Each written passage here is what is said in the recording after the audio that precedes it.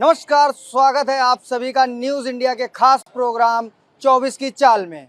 आज news India की team पहुंची है कानपुर और यहां पे जानेगी लोगों से कानपुर के चुनाव का मिजाज। हमारे साथ बात करने के लिए समाजवादी पार्टी से अपना पक्ष रखने के लिए जीशान अहमद रिजवी जी हैं और कांग्रेस से मोहित मिश्रा जी हैं जो जिला अध्यक्ष भी हैं, और भाजपा से अपना पक्ष रखने के लिए विकास जायसवाल जी हैं जो पार्षद जी भी हैं, और यहाँ से निर्भय प्रकाश रेजा जी भी हैं जो बीजेपी की तरफ से अपना पक्ष रखेंगे। सबसे पहले बीजेपी से हम प्रश्न करते हैं, चूंकि पार्षद जी रेजा जी सबसे पहले ये बताएं कि इस बार किन मुद्दों को लेके पब्लिक के बीच में आप लोग जा रहे हैं।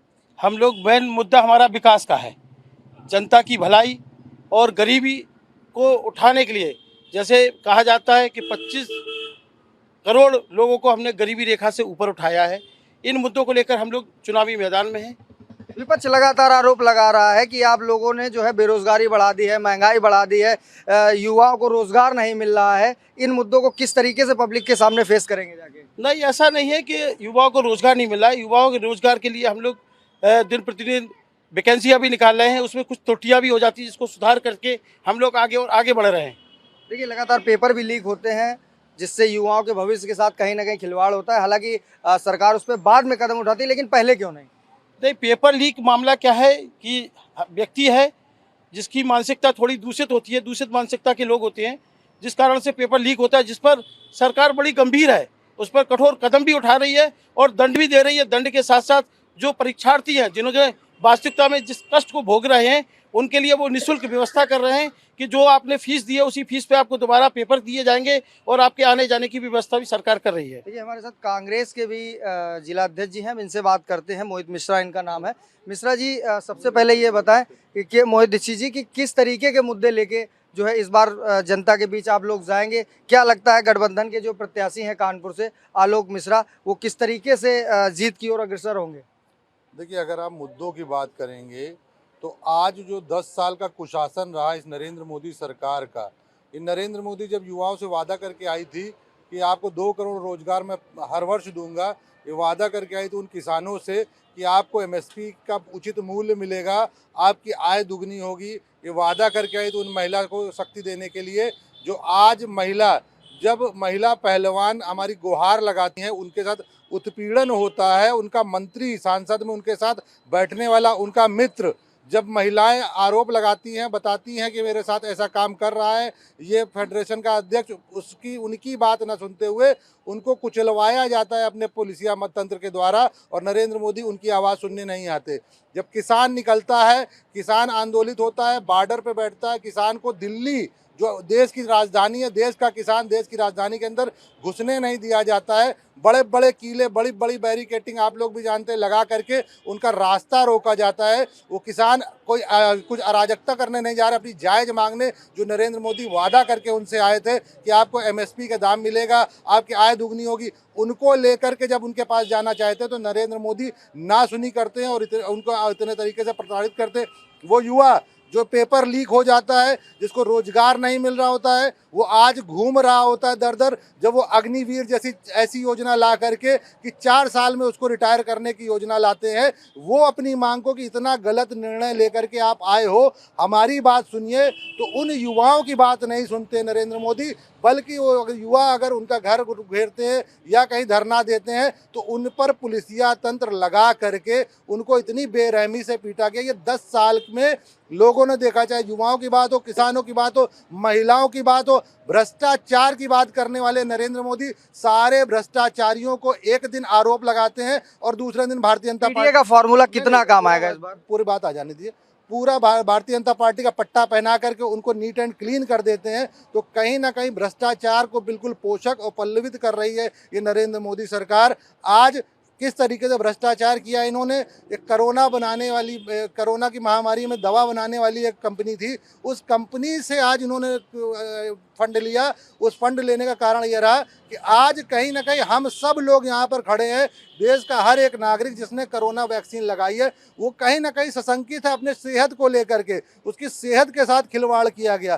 तो इस सरकार को अगर नैतिकता के आधार पर देखा जाए तो बिल्कुल चुल्लू भर पानी में डूब मरना चाहिए। ये किसी लायक नहीं, इसको देश से उजाड़ फेंकने के लिए आज जनता तैयार बैठी है। आज ये लड़ाई नरेंद्र मोदी और देश की जनता के बीच हो रही है। आज देश की जनता नरेंद्र मोदी को इस तख्त से उतारना चाहती है ताकि वो अपने हिसाब की सरकार बना सके, अपनी जिम्मेदारियों को लेकर के जिम्मेदार सरकार बना सके। और रही बात इस कानपुर परिदृश्य में, कानपुर की बात करूं तो आलोक मिश्रा जी के साथ वो जनता है जो मलिन बस्तियों में आज भी नालियां साफ नहीं हो रही हैं सालों सालों से। आप जानते होंगे यहाँ विद्युत व्यवस्था एक कंपनी होती थी EESL, आज वो कंपनी भाग गई क्योंकि उनका पैसा नहीं दिया इस नगर निगम की सरकार ने। इसका जो सत्ता में आज 15 साल से यहाँ की सत्ता में रही है, 10 साल से सांसद यहाँ के रहे हैं, बड़े बड़े विधायक रहते हैं। इसके पहले आपकी भी सरकारें रही हैं, कई मीलें बंद पड़ी रही, उन्होंने भी नहीं चालू कराई। नहीं, हमारी सरकारों में मीलें बनी हैं, मीलें चली हैं। मीलें जो बंद होना जो प्रक्रिया चालू हुई है वो इन्हीं के आंदोलनों से हुई है। इनके आंदोलनों ने लोगों को दिग्भ्रमित किया, उसके बाद मीलें बंद हुई, मीलें खुलवाने के नाम पर आए और आज मीलों को ऐसे सजा करके तैयार कर दिया गया। वो आहें निकलती उससे उन मजदूरों की जो वहाँ मजदूरी करते थे, उनके घर चलते थे, वो ahoं प्रदर्शित करती वो लाइटें जो जलती हैं वहाँ पर लाल इमली में, वो आह निकलती है। उसकी जब सैलरी है, उसकी तनख्वाह है, आज तक नहीं उसकी बात होती, उसकी पेंशन की आज तक बात नहीं होती। उनके मजदूरी जिनके लिए उनके लिए श्रमिक बस्तियां बचाई गई थी, आज से नहीं, जवाहरलाल नेहरू के जमाने से। आपसे फिर सवाल लेंगे, आपसे फिर सवाल लेंगे, आपसे सबसे पहले आप ये बस्तियों में आज तक मालिकाना हक के लिए लोग लड़ रहे हैं, जवाब भी लेंगे और भी लोग हैं उनसे भी बात करेंगे। क्या लगता है जो मंदिर मस्जिद का मामला है, जिस तरीके से बीजेपी ने आम पब्लिक से वादा किया था कि हम मंदिर बनवाएंगे, धारा 370 हटवाएंगे, और बीजेपी ने ये काम कहीं ना कहीं करके दिए हैं, क्या लगता है इन मुद्दों से बीजेपी देश की जनता का कितना दिल जीत पा रही है? देखिए, सबसे पहली बात तो ये है कि मंदिर मस्जिद से किसी का पेट भरने वाला नहीं है। जनता को रोज़गार चाहिए, व्यापार चाहिए, जो कि बिल्कुल ना के बराबर रह गया है। जब व्यापार नहीं रहेगा, रोज़गार नहीं रहेगा तो आदमी खाएगा क्या? मंदिर से पेट तो भरेगा नहीं, ना मस्जिद से पेट भरेगा। चलिए ठीक है, तो अच्छा ये बताइए कि आलोक मिश्रा कानपुर से प्रत्याशी हैं, गठबंधन के प्रत्याशी हैं, रमेश अवस्थी भी मैदान में है, पिछली 2 बार से कहीं ना कहीं बीजेपी का कब्जा है लोकसभा सीट पे, काम भी किए हैं, आनंदेश्वर कॉरिडोर की बात करी जाए वो भी बनाया, कई मुद्दों पे काम किया है। क्या लगता है कि आलोक मिश्रा 2 बार इससे पहले लोकसभा के प्रत्याशी रहे और वो उनको कहीं ना कहीं हार का सामना करना पड़ा, तो किस तरीके से इस बार जो है आलोक मिश्रा लोकसभा का चुनाव लड़ेंगे जिससे जो है आप लोग जीत की जो बात कर रहे हैं वो सामने आए? देखिए, विधानसभा का परिदृश्य दूसरा होता है, लोकसभा का परिदृश्य दूसरा होता है। अब इस समय क्योंकि सपा के और कांग्रेस और आम आदमी पार्टी कई पार्टियों का एक अलायंस बना है जिससे उनके जीतने के चांसेस बहुत ज़्यादा है और आलोक मिश्रा बहुत अच्छा चुनाव लड़ भी रहे हैं। क्या कानपुर की मूलभूत समस्याएं क्या हैं जिन मांगों को आप लोग नेताओं से करना चाहते हो? मूलभूत समस्याएं यही हैं कि जो रोज़गार मिलना चाहिए युवाओं को, जो बेरोज़गार टहल रहा है, परेशान है। अब आप कॉरिडोर का, अभी आपने फिर एक सवाल किया कॉरिडोर का, उधर मंदिर की बात करी, फिर कॉरिडोर पे, कॉरिडोर से पेट नहीं भरेगा भाई। आज आप परमठ पे चले आइए तो वहाँ पे जो बेरोजगार बैठे हैं वो अगर कॉरिडोर से पेट भरा जा रहा हो तो हम मान लें इस बात को। चलिए देखिए, हमारे साथ कुछ और बीजेपी के नेता लोग हैं, उनसे हम बात करते हैं। पार्षद जी, देखिए कितने आरोप आपके सामने कांग्रेस और सपा के लोग लगा रहे हैं कि जो सबसे बड़ा मुद्दा लेके चल रहा है महंगाई और बेरोजगारी का, और साफ आरोप है कि महंगाई और बेरोजगारी पे सरकार कहीं ना कहीं काम नहीं कर रही है। क्या पहले चुनाव में मुद्दा होता था बिजली, पानी और सड़क, वो मुद्दा कहीं नहीं है, और देश की आंतरिक सुरक्षा का सबसे बड़ा मुद्दा होता था। दूसरे देश के सेनाएं आती थी, घुसपैठियों तरीके हमारे देश के नौजवानों को, नागरिकों को मार करके चली जाती थी। 10 साल के अंदर पहले पूर्व में जो चुनाव होता था, नक्सलवादी पहले हमला करके नागरिकों को, विधायकों को उनकी हत्या करते थे। आज भी अखबार में आपने पढ़ा होगा 10 नक्सलवादी मारे गए हैं। 4-5 दिन पहले भी 35 नक्सलवादी मारे गए। ये बहुत मजबूत सरकार है, और जो इनकी देन है, जो ये मीलें बंद पड़ी हैं लाल फीताशाही, पूर्व में इनकी सरकारें रही हैं। ये धीरे धीरे, क्योंकि भारत आज देश की 5वीं अर्थव्यवस्था के रूप में उभरा है, नरेंद्र मोदी जी के नेतृत्व में जिस तरीके से कानपुर विकसित हुआ है, 110 वार्ड में ओपन जिम भैया है। आप आइए, सुबह टहलिए, जिम करिए, स्वस्थ रहिए, मस्त रहिए। जिस मोती झील में हम लोग यहाँ पर डिबेट कर रहे हैं, इस मोती झील के अंदर जाइए, यहाँ का वातावरण देखिए। पालका स्टेडियम देश का तीसरा स्थान प्राप्त करने वाला स्टेडियम बन गया है। ग्रीन पार्क स्टेडियम जाइए, नाना राव पार्क जाइए, संजय वन जाइए, रतनलाल शर्मा स्टेडियम जाइए। जब आप विकास की गति को देखोगे तो मेट्रो भी दिखेगा, नया एयरपोर्ट भी कानपुर में दिखेगा, और नौजवानों को देने की नौकरी की बात रही, उस पर भारतीय जनता पार्टी की सरकार, नरेंद्र मोदी जी, यहाँ पर टूल किट बना हुआ है। जिसको नौकरी चाहिए जाइए, फार्म भरिए, काबिलियत के हिसाब से यहाँ पर नौकरी मेट्रो दी की जब जाएगी। बात करते तो ये लोग आरोप लगाने लगते हैं कि अखिलेश जी की योजना थी, फीता बीजेपी ने काट दिया। इसके मेट्रो की जब बात करते हैं तो देखिए विपक्ष लगातार जो है कि अखिलेश जी की योजनाएं थी, फीता केवल मुख्यमंत्री योगी जी काट रहे हैं। सपने वो देखते थे, साकार हम कर रहे हैं। वो सपनों की सरकार थी, ये सपनों को साकार करने वाली सरकार है। हम वादा जो करते हैं उसको निभाते हैं। 555 साल तक जो भगवान श्री राम को जो रखे थे टेंट में, किसी भी कीमत पे नहीं पहुंचेंगे वो पार्लियामेंट में, चाहे जितना गठबंधन कर ले। शर्म नहीं आती है? शराब घोटाले वाली आप पार्टी के साथ समझौता करने वाले आज किस मुंह से हम लोग से बात कर रहे हैं? पूरे देश का सबसे पहला घोटाला कहाँ होता है?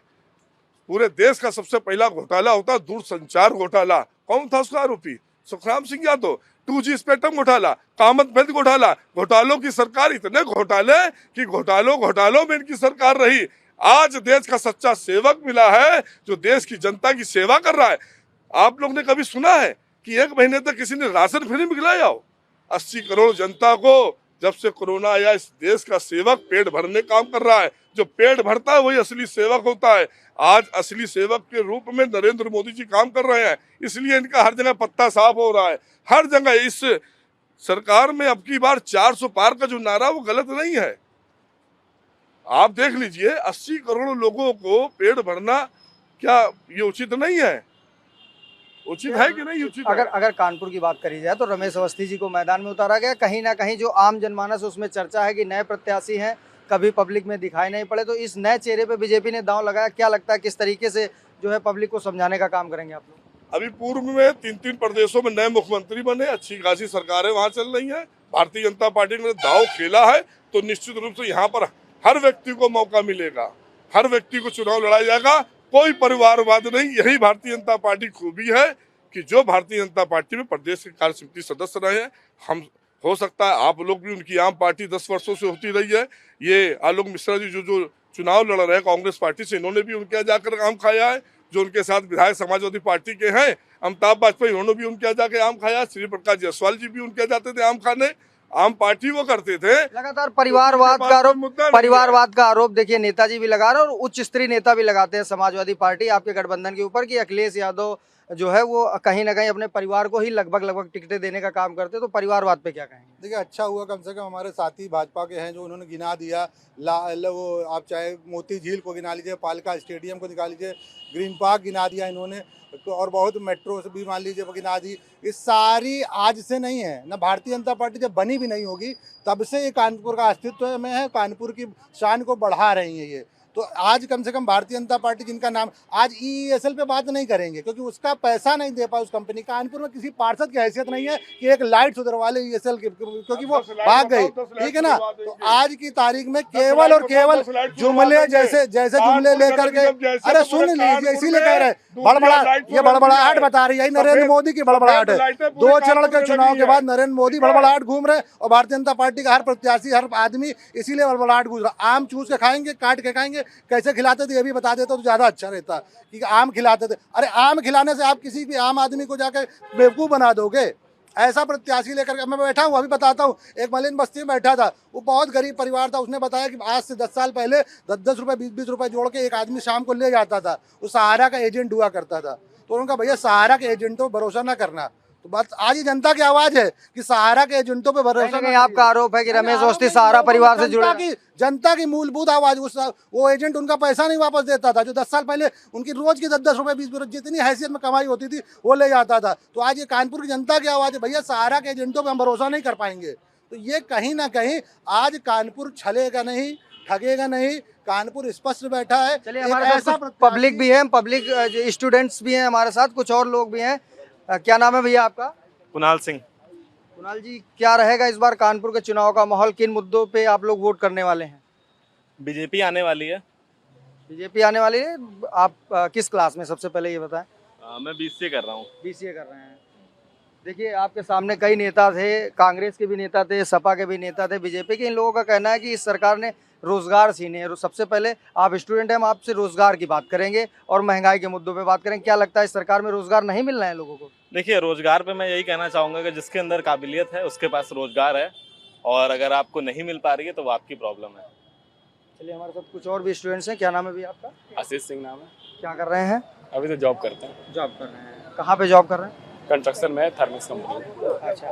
बीजेपी चुनाव चल रहा है लोकसभा का, क्या मुद्दे रहेंगे इस बार आम पब्लिक की, और किसकी सरकार बनने वाली है? क्या लगता है आपको? सरकार तो मोदी की ही बनेगी। क्यों बनेगी? काम किया है मोदी ने। जैसे डेवलपमेंट, बहुत सारे एक्सप्रेसवे बने, अभी बहुत सारे एयरपोर्ट बने, आईआईटी बढ़ा, बहुत सारी चीज़ें हैं। कुछ स्टूडेंट हैं कहते हैं पेपर लीक हो गए और हमारे भविष्य के साथ बीजेपी खिलवाड़ कर रही है।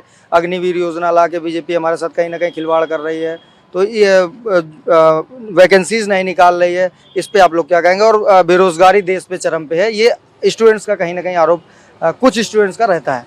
हाँ, अग्निवीर योजना तो अच्छी नहीं है। हम बीजेपी को वोट करते हैं, लेकिन अग्निवीर योजना अच्छी नहीं है।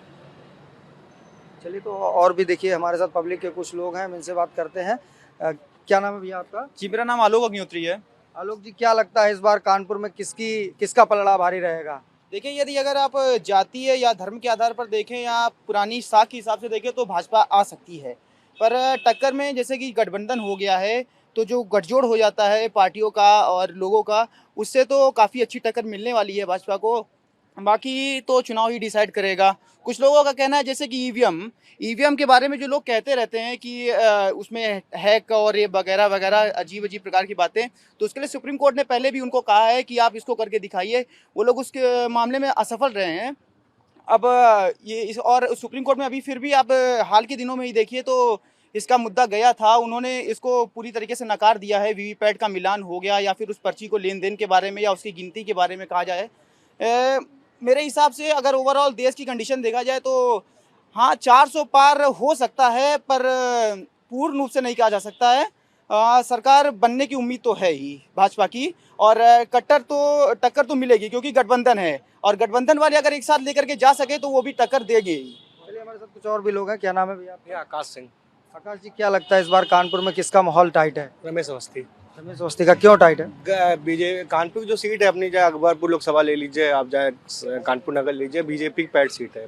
10 साल से आपके हमारे भोले सिंह भी जीत रहे हैं, फंसाते थे पचौरी इससे पहले थे। पैट सीट की बात नहीं है, काम के मुद्दे पे जनता बात देखिए, मुद्दा आप क्या मुद्दा है? आपको क्या लगता है मोदी जी ने काम नहीं किया? आज आप इंटरनेशनल पे देखिए, आप मतलब राजनीति सब देखिए, कोई भी देश होता है, कोई रूस यूक्रेन की बात चल रही है, भारत तरफ लोग देख रहे हैं, अंतर्राष्ट्रीय स्तर पर भारत की एक पैठ बन रही है। आजकल इंडिया को एक ऊंचे लेवल का देखा जाता है। 10 साल पहले हमारे जो क्या है सबसे नाकारी पीएम जिनको बोलते हैं मनमोहन सिंह, पीछे पीछे चलते थे। आज हमारे जितने देश के बाकी लोग, विदेश के जितने भी पोस्ट नेता हैं, वो आगे आके भी मोदी जी से हाथ मिलाते हैं। तो हम तो ये देख रहे हैं कि अंतर्राष्ट्रीय स्तर पर भारत की कूटनीति अलग लेवल पे आई है। देखिए, हम अगर मनमोहन जी की बात करें तो उनको नकारा पीएम नहीं कहा जा सकता है। जो भी शिक्षित व्यक्ति है वो उनको नकारा पीएम नहीं कह सकता है।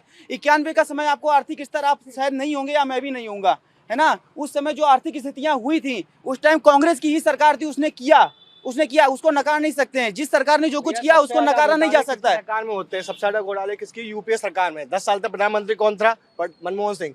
क्या काम था? सिर्फ मौन प्रधानमंत्री बोलना उनके लिए गलत नहीं होगा। सिर्फ ऐसे चाबी घुमा दी गई, पीछे जाके बोल रहे हैं, तो ये सबको दिख रहा है। सबसे ज्यादा यूपी सरकार भ्रष्टाचार हुआ है। अगर ऐसा नहीं हो सकता कि एक किसी काम ने अच्छा किया है तो क्या हम उसके लिए बुराई नहीं करेंगे? हम बुराई करते हैं। अगर मणिपुर के लिए प्रधानमंत्री मोदी को गाली देते हैं तो अच्छे काम के लिए हमें प्रधानमंत्री मोदी की तारीफ करनी चाहिए, क्यों नहीं करते हम? तो ये नहीं कह सकते 91 में उन्होंने वो काम किया था तो वो बहुत अच्छे प्रधान नहीं। 10 साल उन्होंने क्या किया? भ्रष्टाचार, मूक प्रधानमंत्री। हमारे साथ कुछ और भी लोग हैं। क्या रहेंगे इस बार कानपुर के मुद्दे? कानपुर के मुद्दे पे क्या बोल सकते हैं सब? जिस एक तरफ की लहर है वो एक तरफ ही जाएगी। और ग्लोबली इकोनॉमी की बात करें तो इस समय जो अमेरिका की रेपो रेट थी, आपने पहले भी सुना होगा, वो लोग 1-1.5%, 2.5% से ज़्यादा में कभी झेले नहीं है। इस समय अमेरिका की रेपो रेट चल रही है 4.5-5 के करीब। अपनी कहाँ पर है? 6.5 में। हम लोगों को आदत पड़ चुकी है 6.5 की, उन लोगों को आदत नहीं है। ये अगर महंगाई देखा जाए मेरे भाई तो पूरे ही ग्लोबली महंगाई चल रही है, स्टॉक पड़ा हुआ है पूरा सब कुछ। तो महंगाई तो कोई कंट्रोल नहीं कर सकता, आप सरकार को ब्लेम नहीं कर सकते। तो किसी भी सरकार बने, कोई भी आएगी वो नीतियाँ लाएगी, उस हिसाब से देश चलता है। तो अगर आप ये कहें कि इस सरकार आ गई इसके हिसाब से महंगाई बढ़ गई, तो नहीं, आपको सब कुछ पूरा पीछे से देखना पड़ेगा। क्या करते हैं आप? मैं एमआर हूँ। बेरोजगारी एक बड़ा मुद्दा है, तो भैया मैं भी विपक्ष लगाता है, तो आप क्या कहना चाहेंगे बेरोजगारी के मुद्दे? देखिए, हमारा जब भी बजट बनता है हमेशा घाटे का बनता है, ठीक है। उसके ऊपर सरकार ने अग्निवीर के ऊपर भी एक्शन लिया, ठीक है, और उसके बाद लोगों की पेंशन पे भी एक्शन लिया। जब तक ये अगर सरकार सबको ही गवर्नमेंट जॉब दे देगी तो ये जो प्राइवेट सेक्टर है ये ख़त्म नहीं हो जाएगा। मैं भी प्राइवेट सेक्टर में हूँ अभी, और सबका सपना होता है यार सरकारी जॉब में जाने का, वो ठीक है, लेकिन प्राइवेट सेक्टर में भी जाना एक अच्छा ऑप्शन हो सकता है, लेकिन आपको ढूंढना पड़ेगा, आपको काबिल बनना पड़ेगा। आप हमारे साथ कुछ और भी लोग हैं। बाबा, कहाँ जाएगा इस बार वोट डालते हो? जी हाँ, डालते हैं। कहाँ जाएगा वोट इस बार? वोट अपनी मायावती पे जाएगा। अच्छा, हाँ। तो मायावती जी तो रैली नहीं करने आ रही हैं।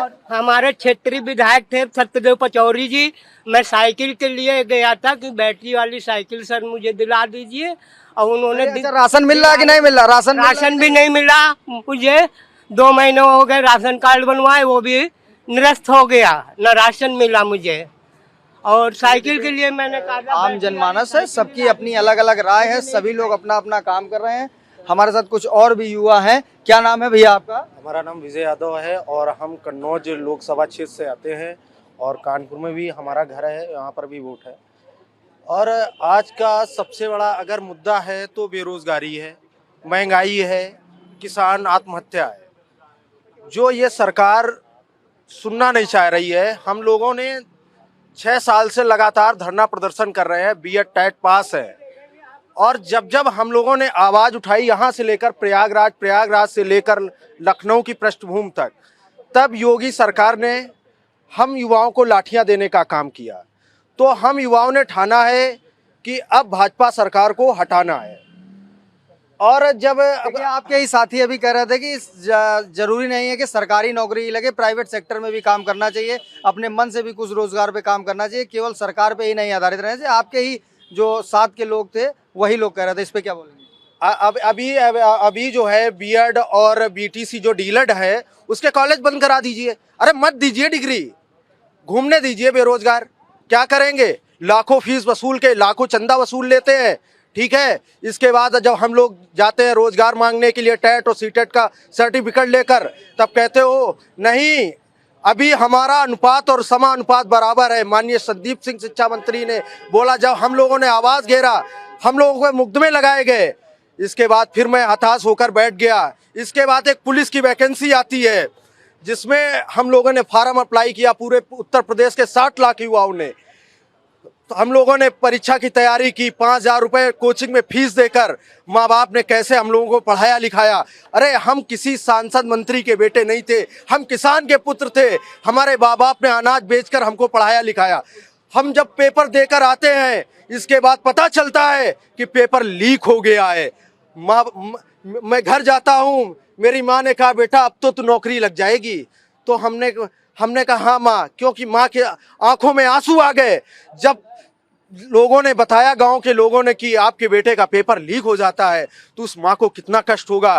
तो सारे आपके चैनल के माध्यम से मैं कहना चाहता हूं, ऐसी निकम्मी भाजपा सरकार को पूरे उत्तर प्रदेश और देश का युवा उखाड़ फेंकने का काम करेगा। नौजवानों को जो पेपर लीक हुआ है, सरकार उनको जो बताया गया कि उसकी जो फीस नहीं लगेगी, उसके बाद उनको आने जाने का खर्च दिया जाएगा, और जो काबिल है उसको नौकरी मिलेगी। सरकार जिस तरीके से, पहले मैंने कहा बिजली पानी सड़क जो मुद्दा होता था वो अब की बार नहीं है।